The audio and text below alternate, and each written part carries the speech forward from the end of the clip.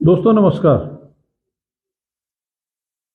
मैं बहुत दिन से सोच रहा था कि जो पीछे हमने गांव की बात के नाम से कुछ एपिसोड किए और उनमें जो स्वरोजगार की बात की, हमारे मित्रों ने उस पर बहुत ज़्यादा ध्यान देने की ज़रूरत महसूस नहीं की। मैं आज फिर घाघ कवि की एक कविता जो बचपन में हम सुना भी करते थे और लोग उसके अनुरूप जीवन में आचरण भी करते थे कि उत्तम खेती, मध्यम बाण, निश्चित चाकरी, भीख निदान। यानी जीवन में जीवन यापन के लिए खेती का जो काम कारोबार है, खेती का जो व्यवसाय है, वो सबसे उत्तम है, पहले नंबर पर है। जो व्यापार का काम है वो दूसरे नंबर पर, और नौकरी को निषिद्ध माना गया था, सबसे निचले दर्जे का माना गया था। लेकिन आज जो हालात हैं, क्योंकि हम उत्तराखंड के लोग पहाड़ में अल्प जोत के किसान, कम खेत, हमारे पास सिंचाई की सुविधा नहीं है, वहाँ पर साधन नहीं है, और अब तो जंगली जानवरों का आतंक हो गया।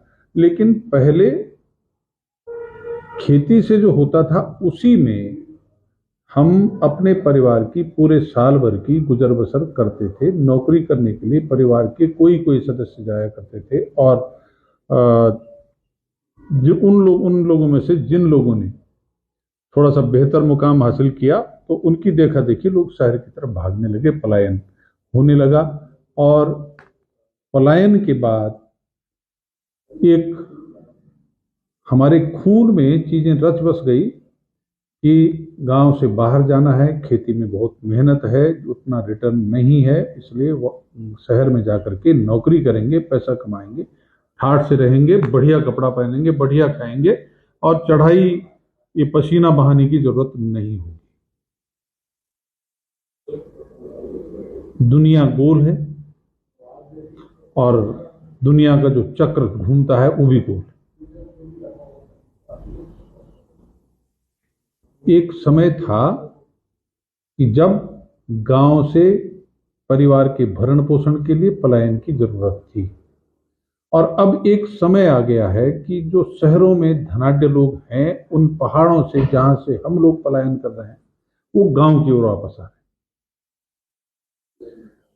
वो हमारे उन गांव में जाकर के जमीन खरीद करके और वहां पर अपनी बसायत कर रहे हैं।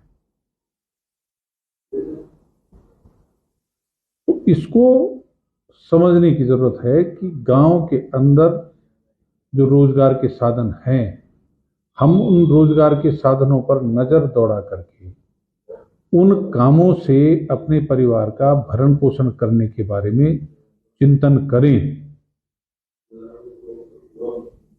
तो फिर ऐसे में जो नौकरी करने की मानसिकता बनी हुई है, दूसरे की नौकरी करने की, नौकर बन करके तनख्वाह लेकर के जीवन यापन करने की, उस नौकर बनने की मानसिकता से मालिक बनने की मानसिकता में आने की जरूरत है। ये एक दिन में होने वाला काम नहीं है, क्योंकि आज जो हालात हैं, हम ये सोचते थे कि उत्तराखंड राज्य बनने के बाद राज्य में हालात ठीक होंगे, हमारे लोगों के लिए रोजगार के अवसर पैदा होंगे, पलायन रुकेगा। लेकिन सरकारों को यहाँ पर पर्यटन से स्वरोजगार की दिशा में जो काम हो सकते थे और करने चाहिए थे, वो काम नहीं होने के कारण ये बात भी अपनी जगह खड़ी है कि हमारे नौजवानों को पढ़ने लिखने के बाद रोजगार नहीं मिल पा रहा है।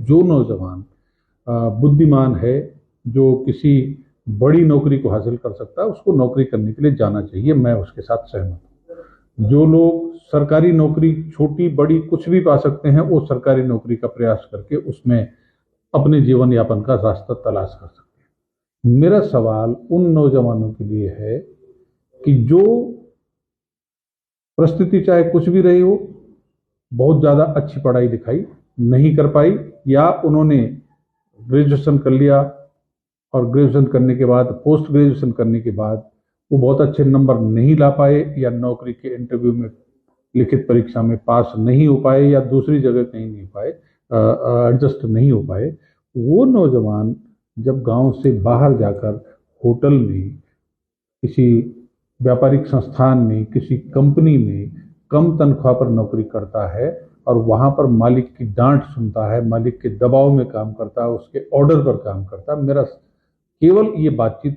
उन नौजवानों के लिए है कि जिनको गांव से बाहर जाने के बजाय अपने अगल बगल में रोजगार के उन साधनों पर नजर दौड़ानी चाहिए जो वहां पर हैं, लेकिन हम उन कामों को करने से परहेज कर रहे हैं।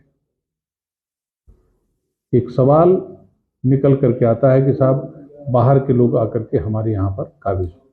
हम लोगों ने जो एक समय खेती बाड़ी से नहीं होता था, जो पारंपरिक खेती थी, आज वो झंगोरा, कोदा या मंडवा कहें से लेकर के हमारी जो मोटा अनाज, 18 किस्म का मोटा अनाज, उसको जीआई टैग मिल गया।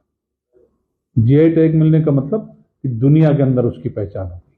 जब दुनिया के अंदर पहचान होगी तो अब उसकी कीमत भी मिलेगी, पहले की तुलना में 4 से 8 गुना कीमत मिल रही है।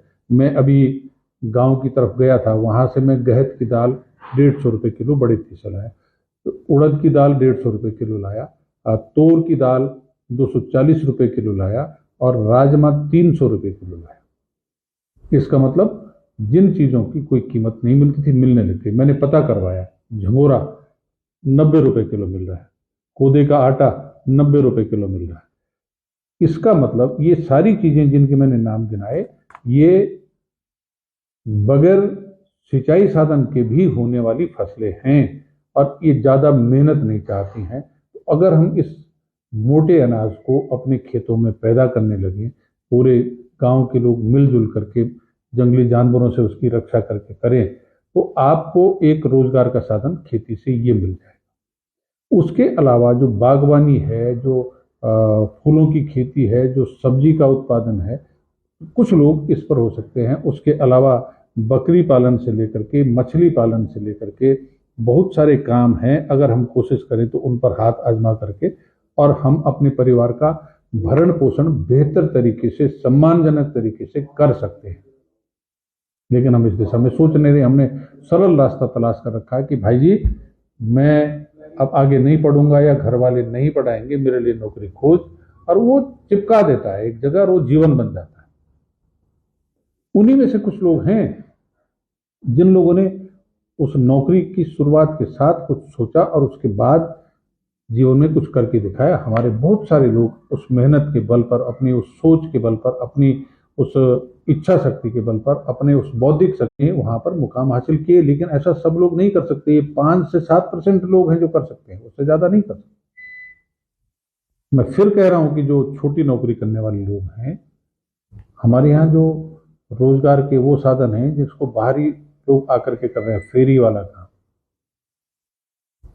ठेली वाला काम, फड़ वाला काम, सब्जी विक्रेता का काम, दूध वाला काम, पर्यटन मार्गों पर ढाबे खोल करके चाय का ढाबा, खाने का ढाबा, उस वाला काम, इस काम को करके भाई, अपना काम करके, मालिक बन करके, स्वाभिमान के साथ अगर आप इस पीढ़ी में शुरू करोगे तो आपकी तीसरी पीढ़ी के अंदर, आप जब मेरी उम्र में 70 प्लस की उम्र में आकर के देखोगे कि आपका पोता सिर उठाकर समाज के सामने कैसे खड़े होकर के चलता है।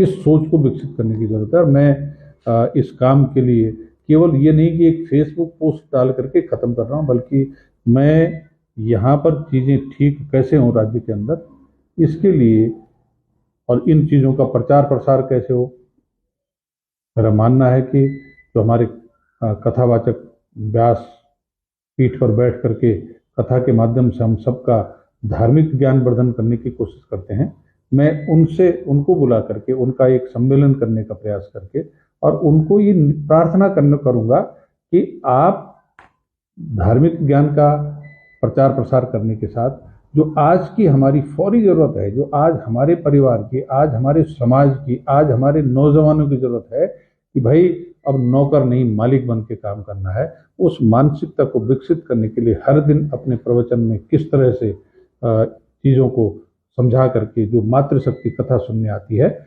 उसको समझा करके वो अपने बच्चों में संस्कार देना शुरू करे, मैं ये निवेदन उनसे करने वाला हूँ। इसके अलावा जो हमारे गीतकार हैं, जब उनके कार्यक्रम होते हैं, चाहे वो प्रीतम भरतवाण हो, चाहे नैन सिंह नेगी जो या हमारे दूसरे गायक जो नेम फेम के गायक हैं, जिनके कार्यक्रमों में हजारों की भीड़ आती है और उनके गानों पर वो खूब झूम करके नाचते हैं, उन नौजवानों को संदेश देने का काम मैं अपने इन विद्वान गायक महानुभाव से करूँगा। और ऐसे कुछ और लोग जो इसमें समाज को संदेश और दिशा देने का काम कर सकते हैं, उन सब से भी बात करेंगे और एक वातावरण सृजन की कोशिश करेंगे कि अब हमारे इलाके में जो काम है उस काम को बाहर का आदमी आकर के करे, उसके बजाय हम उस काम को करके और अपने घर में, अपने इलाके में, अपने संसाधनों पर अपनी मर्जी से अपना काम करके मालिक बन करके काम करेंगे। हम किसी की नौकरी करने के लिए नहीं जाएंगे। इस मानसिकता को विकसित करने की जरूरत है। मुझे उम्मीद है हमारे बहुत सारे साथी मेरी इस बात पर अलग अलग किस्म की टिप्पणियां करेंगे, कुछ सकारात्मक करेंगे, लेकिन बहुत सारे लोग मेरी बात से सहमत नहीं होंगे, उनके मन में कुछ सवाल होंगे। वो आपका अधिकार है, आप सवाल करिए, आपका स्वागत है, लेकिन आपके सवाल में, आपकी बात में शिष्टता भी हो। मैं ये प्रार्थना भी करूंगा, ये उम्मीद भी करूंगा कि अच्छे संस्कार के साथ, अच्छी सोच के साथ सवाल खड़ा करना हम सबका अधिकार है। आप करिए और उस सवाल में इस बात को ध्यान रखने की जरूरत है कि मेरी कही हुई सारी बातें सब पर फिट नहीं बैठ सकती, लेकिन अधिकांश पर जो चीजें फिट बैठ सकती हैं वो चीज मैं कहने की कोशिश कर रहा हूं। तो उस पर सब लोग मिलके अगर करेंगे तो फिर एक ऐसा उत्तराखंड हम बनाएंगे जो जिसको हम कह सकेंगे कि ये उत्तराखंड हमारा है और हमारा स्वाभिमान है। धन्यवाद। जय हिंद, जय उत्तराखंड।